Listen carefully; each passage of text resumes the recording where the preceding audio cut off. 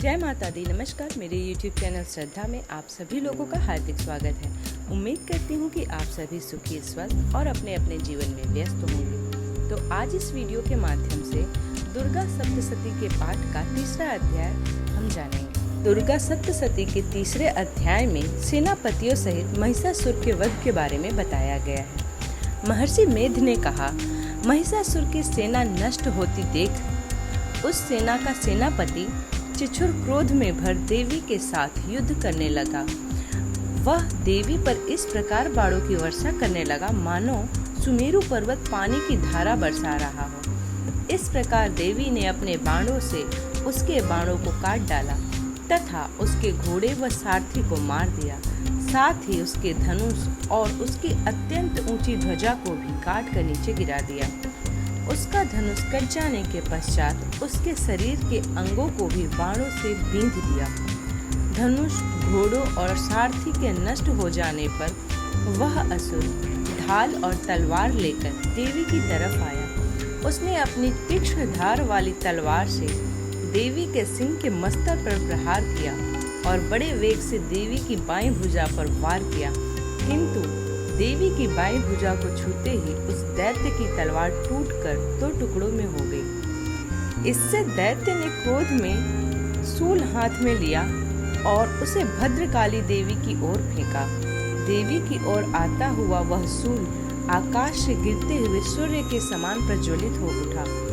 उस शूल को अपनी ओर आते हुए देखकर देवी ने भी शूल छोड़ा और महाअसुर के शूल के 100 टुकड़े कर दिए और साथ ही महाअसुर के प्राण भी हर लिए। चिछुर के मरने पर देवताओं को दुख देने वाला चामर नामक दैत्य हाथी पर सवार होकर देवी से लड़ने के लिए आया और उसने आने के साथ ही शक्ति से प्रहार किया, किंतु देवी ने अपनी हुंकार से उसे तोड़कर पृथ्वी पर डाल दिया।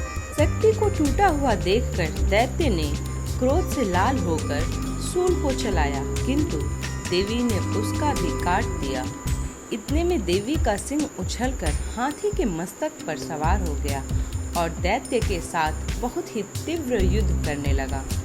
फिर वह दोनों लड़ते हुए हाथी से पृथ्वी पर आ गए और दोनों बड़े क्रोध से लड़ने लगे। फिर सिंह बड़े जोर से आकाश की ओर उछला और जब पृथ्वी की ओर आया तो अपने पंजों से चामर का सिर धड़ से अलग कर दिया। क्रोध से भरी हुई देवी ने शिला और वृक्ष आदि की चोटों से उदग्र को भी मार दिया। कराल को दांतों, मुक्कों और थप्पड़ों से चूड़ कर डाला। क्रुद्ध हुई देवी ने गदा के प्रहार से उद्धत दैत्य को मार गिराया। भिंदीपाल से वाष्पकल को बाणों से ताम्र तथा अंधक को मौत के घाट उतार दिया। तीनों नेत्रों वाली परमेश्वरी ने त्रिशूल से उग्राशय, उग्रवीर्य और महाहनु नामक राक्षसों को मार गिराया। उसने अपनी तलवार से विडाल नामक दैत्य का सिर काट डाला तथा अपने बाणों से दुर्धर और दुर्मुख राक्षसों को यमलोक को पहुंचा दिया।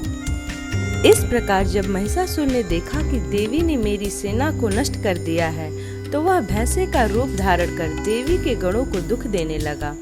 उन गणों में कितनों को उसके मुख के प्रहार से, कितनों को खुरों से, कितनों को पूंछ से, कितनों को सिंगों से, बहुतों को दौड़ाने के वेग से, अनेकों को सिंहनाद से, कितनों को चक्कर देकर और कितनों को श्वास वायु को झोंका से पृथ्वी पर गिरा दिया। वह दैत्य इस प्रकार गणों की सेना को गिरा देवी के सिंह को मारने के लिए दौड़ा।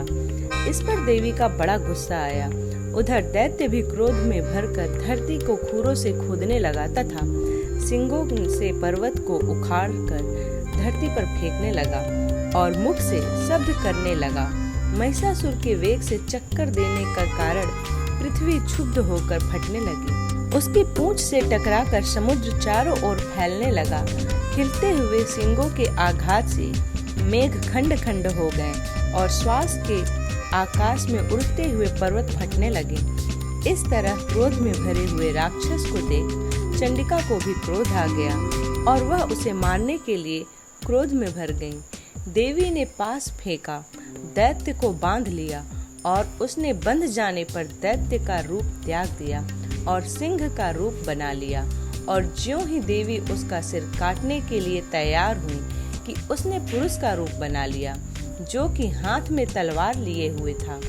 देवी ने तुरंत ही अपने बाणों के साथ उस पुरुष को उसकी तलवार ढाल सहित बींध डाला।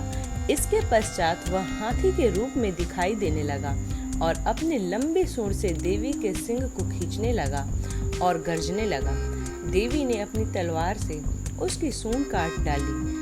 तब राक्षस ने एक बार फिर भैंसे का रूप धारण कर लिया और पहले की तरह चर अचर जीवों सहित समस्त त्रिलोकों को व्याकुल करने लगा। इसके पश्चात क्रोध में भरी हुई देवी बारंबार उत्तम मधु का पान करने लगी और लाल लाल नेत्र करके हंसने लगी।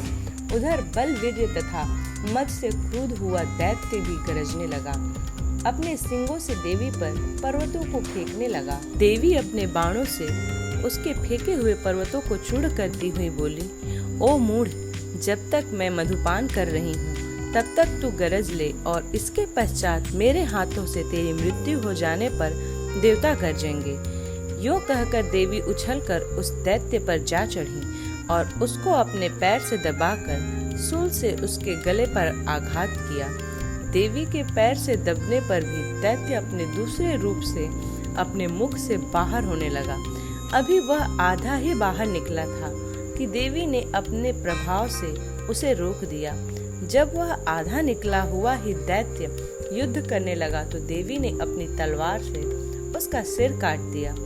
इसके पश्चात सारी राक्षस सेना हाहाकार करती हुई वहां से भाग खड़ी हुई और सब देवता अत्यंत प्रसन्न हुए तथा ऋषियों महर्षियों सहित देवी की स्तुति करने लगे। गंधर्व राज गान करने तथा अप्सराएं नृत्य करने लगी। उम्मीद करती हूँ कि आज का यह वीडियो आप लोगों को पसंद आया हो। यदि ये वीडियो पसंद आई हो तो वीडियो को लाइक करें, चैनल को सब्सक्राइब करें। इसी प्रकार के वीडियोस को प्राप्त करने के लिए चैनल को सब्सक्राइब करना ना भूलें। मिलते हैं अगले अध्याय के साथ अगले वीडियो में। तब तक के लिए जय माता दी।